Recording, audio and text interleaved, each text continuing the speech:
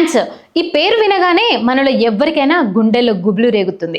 ఇప్పటి వరకే క్యాన్సర్కి మందే లేదు, అది వస్తే అంతే సంగతులు అనే ఒక బలమైన నమ్మకం మన సమాజంలో పాతుకుపోయింది. ఆ భయమే ఎంతో మంది ప్రాణాలను తీస్తుంది, ఎన్నో కుటుంబాలను మానసికంగా కుంగదీసేస్తుంది. ఇవి కేవలం శారీరక ఇబ్బందులు మాత్రమే కాదు, మానసికంగా కూడా పేషెంట్లను కుంగదీస్తున్నాయి. ఒక్కసారి ఆలోచించండి, తమ జీవితాల్లో అత్యంత కష్టమైన దశలో ఉన్నప్పుడు పేషెంట్లు అంతా ఒకే రకమైన ట్రీట్మెంట్ తీసుకోవాల్సి వస్తే అవును, ఒక సరికొత్త ఆశ కనిపిస్తుంది. క్యాన్సర్ వ్యాధికి కూడా మందు వచ్చేసిందనమాట, అది కూడా పూర్తిగా కొత్త పద్ధతిలో. రష్యన్ సైంటిస్టులు ఈ దిశగా అద్భుతమైన రీసెర్చ్ చేశారు.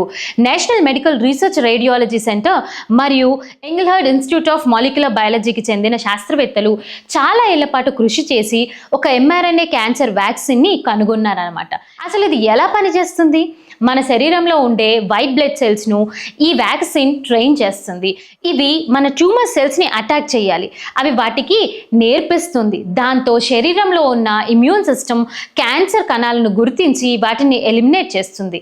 ముఖ్యంగా colorectal cancer, blood cancer, brain cancer, skin cancers, melanoma ట్రీట్మెంట్లో ఇది చాలా మంచి రిజల్ట్స్ చూపిస్తుందని చెబుతున్నారు కూడా. ఇక్కడ ఇంకో ముఖ్యమైన విషయం ఏమిటంటే, ఈ వ్యాక్సిన్ వల్ల ఎలాంటి సైడ్ ఎఫెక్ట్స్ ఉండవట. ఈ ట్రయల్స్ గనక విజయవంతమైతే రష్యా ప్రభుత్వం ఈ వ్యాక్సిన్ను తమ ప్రజలకు ఉచితంగా అందజేస్తుందని కూడా ప్రకటించేసింది. ఇది నిజంగా క్యాన్సర్ చికిత్స చరిత్రలో ఒక మైలురాయిగా మారుతుంది. అద్భుతమైన ఫలితాలు వస్తే క్యాన్సర్కు కూడా మందు దొరికినట్టే లెక్క. ఈ రీసెర్చ్, ఈ ఆశ ఎందరో ప్రాణాలు నిలబెట్టాలని కోరుకుందాం. జై హింద్.